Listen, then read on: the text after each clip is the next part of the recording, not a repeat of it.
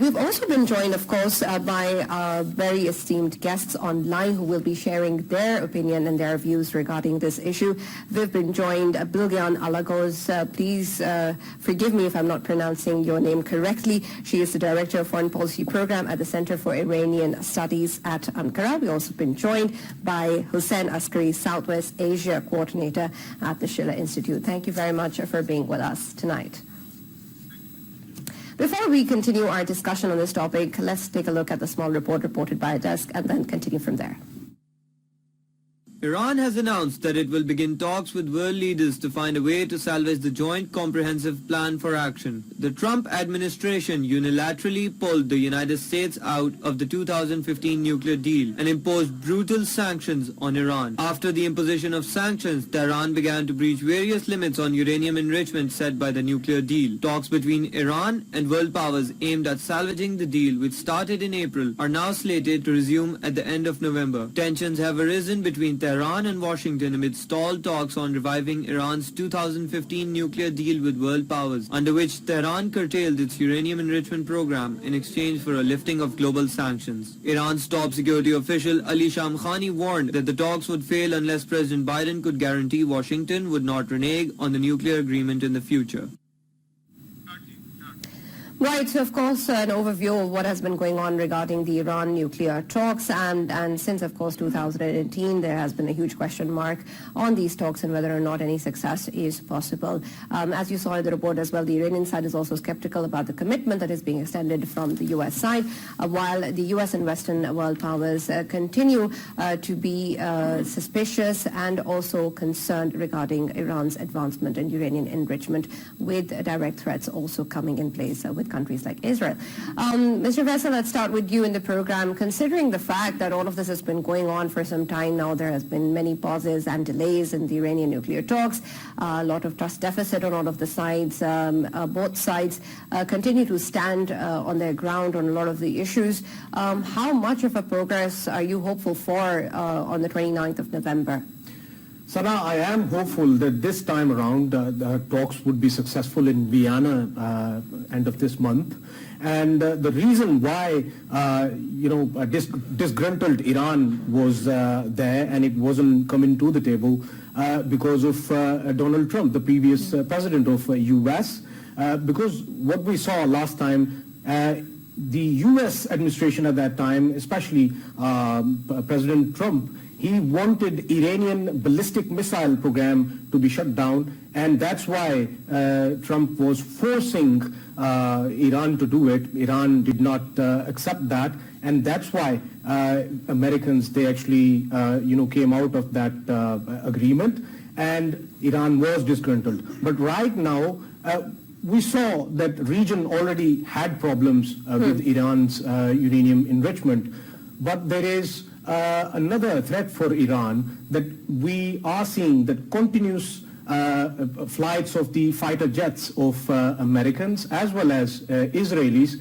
They are hovering on the top of Iran, and this itself is a deterrence for Iran. So Iran is being deterred. At the same time, Americans, they want to continue, especially talking about Biden administration, they want to give a continuation to whatever was halted by the previous administration, especially the agreement which was done in the Obama administration. So I am hopeful that this time around, Iran really desperately wants it, and the Western countries, they want it as well, because there is a continuous threat of a crisis, of a war in the region, and that can be avoided only through these talks. Right, we also have net price saying that there is a relatively small number of issues that are remaining outstanding and they can be resolved in a short span of time.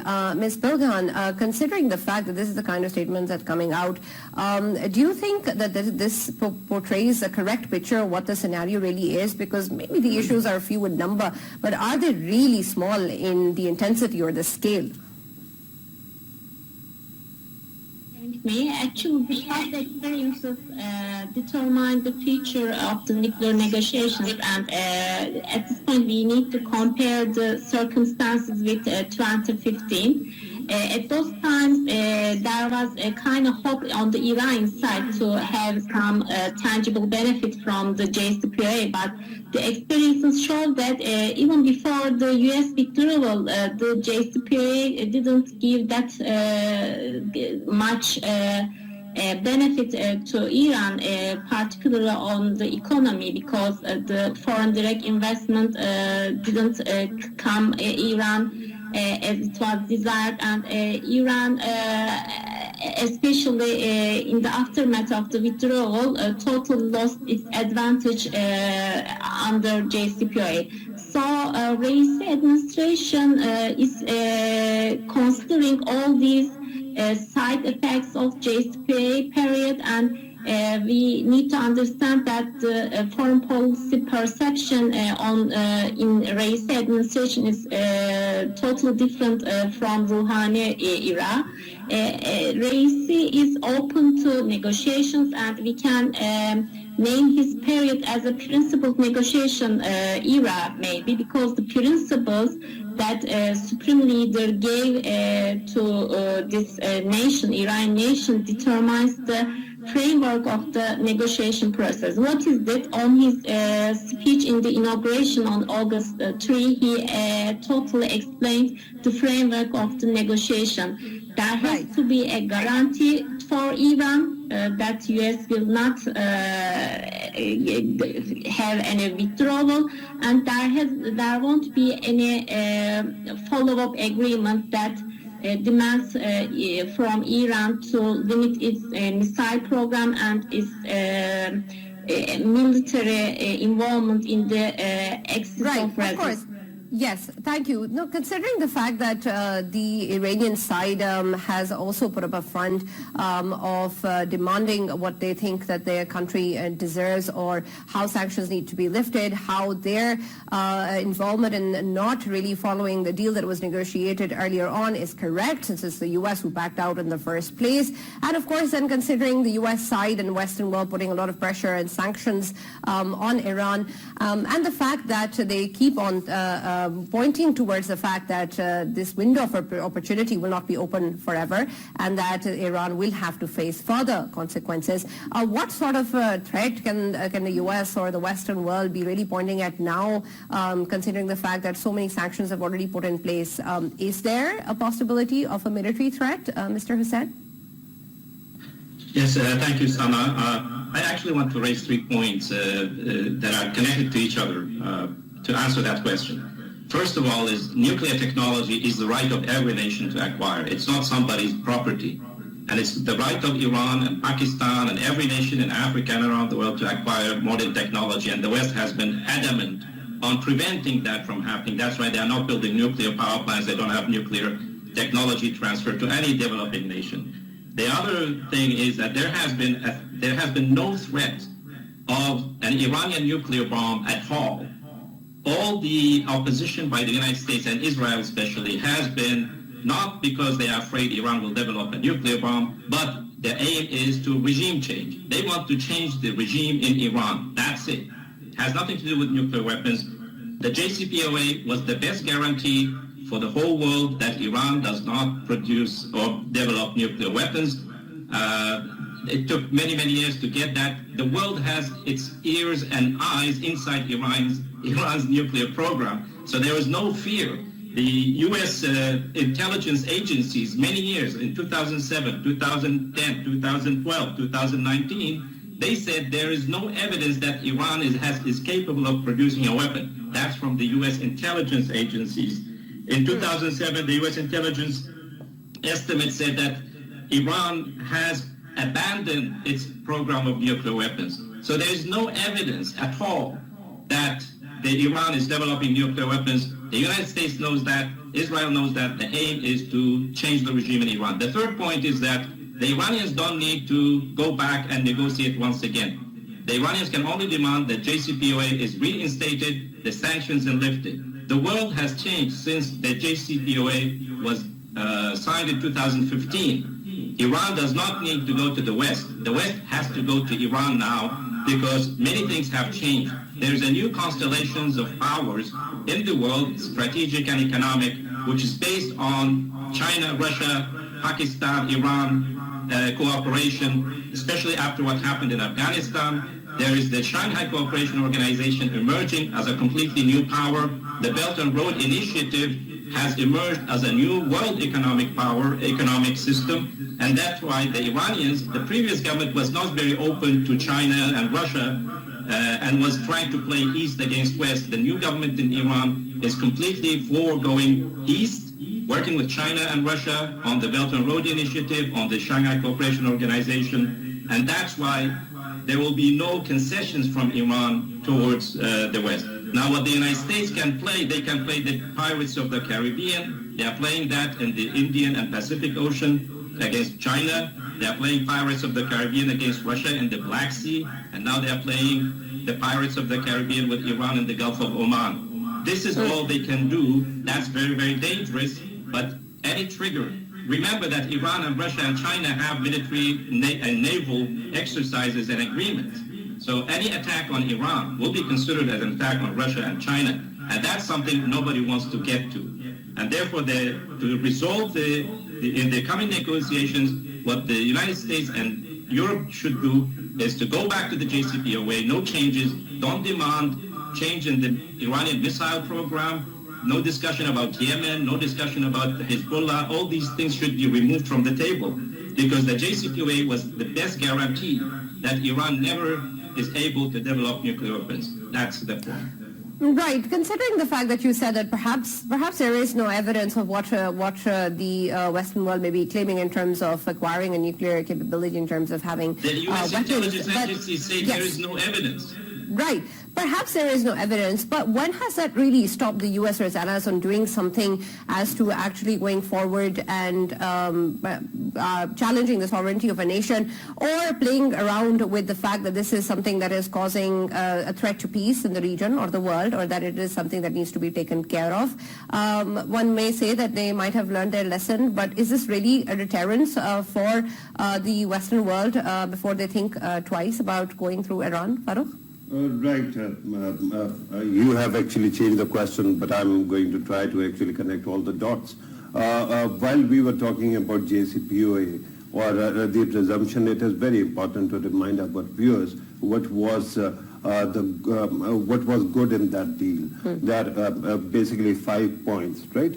Where 4 were related to Iran actually providing concession. Number 1, stockpiles from 10,000 kilograms of stockpile to 300 kilograms. That is insufficient for making a nuclear bomb. The second thing, very important, was enrichment. Curtailment of somewhere around 90% of its capacity to enrich. It would have brought the total capacity to 3-point-something% of the overall process, bringing down the capacity to make nukes.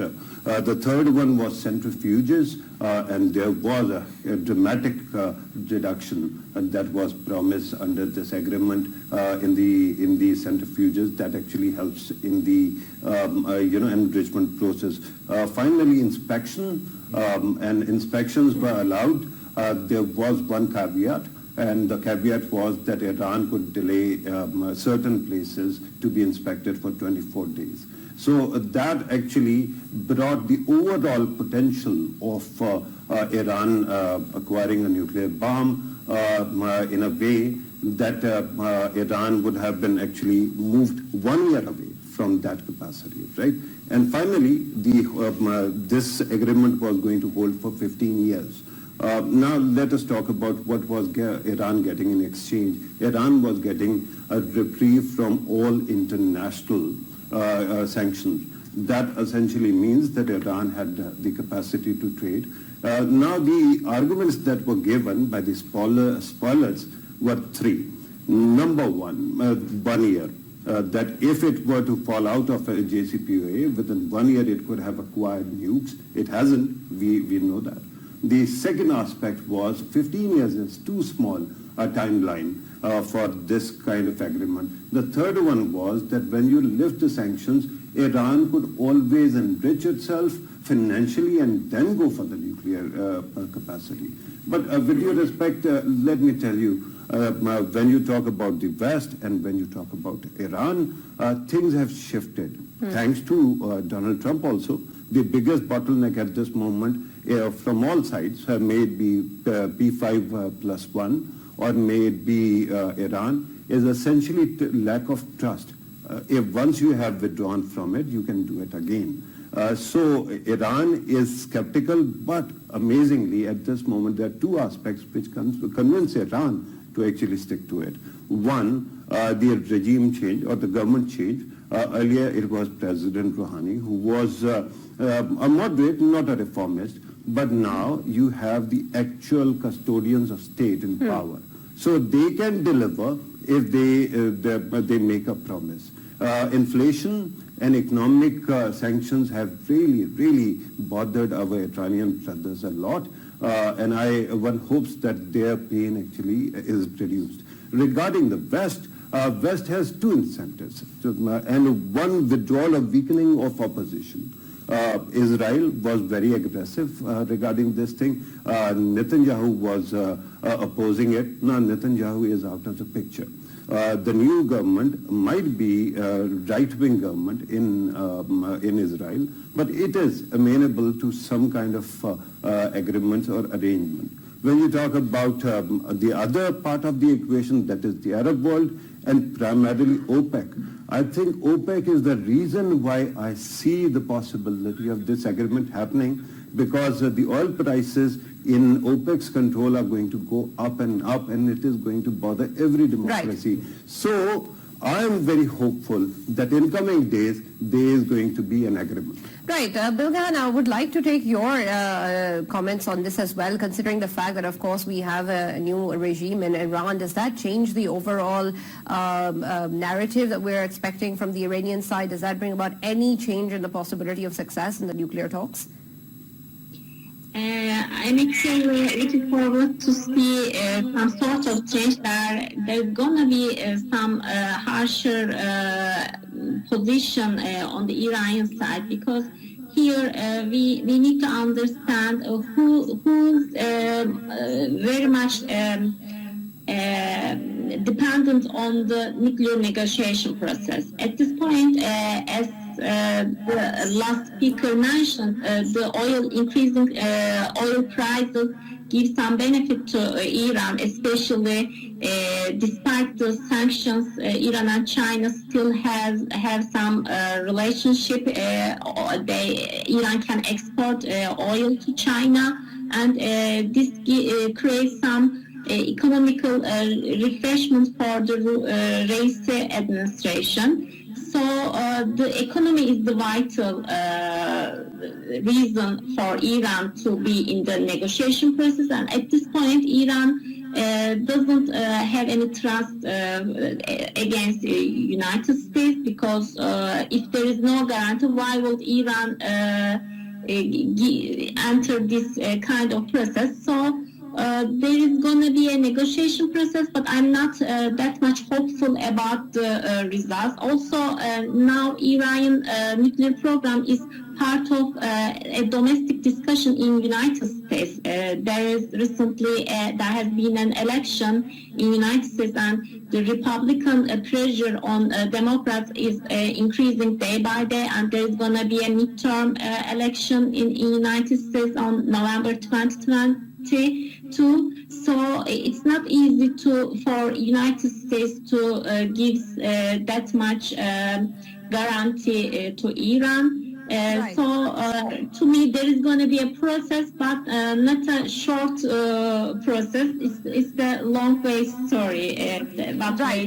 Right. Okay. Mr. Hussain, considering the fact that Joe Biden has said that he will not be negotiating on all of the sanctions and just the ones that Donald Trump took, the measures that he took, and the Iranian side is, of course, asking for removal of all sanctions. If we really just boil it down to how the negotiations are actually going to come forward and be put on the table, what sort of areas do you think are relatively easy to be discussed than the other ones? How are they going to go ahead with these areas? Can the U.S. reconsider the fact that maybe perhaps going back to all of the lifting of all of the sanctions or not? Yeah, I think there is the United States should show some sort of a sign of goodwill, because remember, the ones who withdrew from the agreement is not Iran. It was President Trump and the United States who withdrew from the agreement. So, and then they imposed further sanctions on Iran. The problem is that Europe and the rest of the world followed, did not challenge these actions by the U.S. Administration. Therefore, the Iranian leadership is saying, what is the point of negotiating with the United States and the West if they're going to change their mind the whole time? Are there any grown-ups in the room to talk to?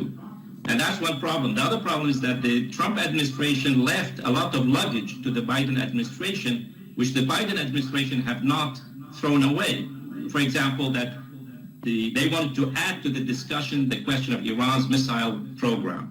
They wanted to add to the discussion Iran's role in all the situation in other countries, in Syria and Lebanon and Yemen and all that. They want to add that to the negotiations of the nuclear program. And the Iranians say, look, these have nothing to do with the nuclear program. We can discuss these things, but you cannot add them to. So they are suspecting that the United States is not serious to go back to the JCPOA or any kind of negotiations because of that. Therefore, I think the best thing to do is that there should be some easing of some of the sanctions by the United States and Europe, like a gesture of goodwill, in order to come one step closer to the Iranians and see if the Iranians can reciprocate with opening up more of their discussion, what they want to discuss. But as I said before, I mean, the matter is very simple. The JCPOA was the best deal the West could get to make sure that Iran does not acquire nuclear weapons. That is a very simple matter. But the problem is that there are other issues here. As I said, they want to change the Iranian regime, and they have not changed their mind about that. Therefore, the Iranians are very skeptical, and they don't want to move further. And as the other speakers said, that there's an economic aspect, there's the oil prices. China can buy oil from Iran. Many other countries are going to join that. They will use their own currencies instead of the dollar. Right, thank you. And point taken. Considering now the fact that, of course, the U.S. side's commitment is also something that is a concern of Iran. Also, adding to the worries, the fact that, of course, we've had a recent state election that has been won by the Trump's Republican Party, and that's putting question mark on the entire commitment of the U.S. side as well, whether or not they're going to be able to stand by these commitments, considering their history says otherwise. Faisal, your last comments on the entire issue, and of course keeping in mind this factor as well, that is the U.S. or can the U.S. really be trusted for giving its commitment to the deal? Sana, we can trust U.S. right now because it desperately needs these talks to be successful. But as I was listening to Brother Hussein, while he was talking, he highlighted a very important point when he said that they are, like Iran is in a military bloc with China and Russia. And China and Russia being two countries of the six that would be involved in Vienna end of this month in the talks, it would be very interesting to see that to what extent Iran can accept the say of Chinese and the Russians, and if Russia and China, successfully tell Iran to accept it or not. What role they will be playing, that would be interesting to see. Right. Thank you very much, everyone, for joining us. Special thanks to Ms. Bilgehan Alagoz for joining us and Hussein Askari for being with us on the show.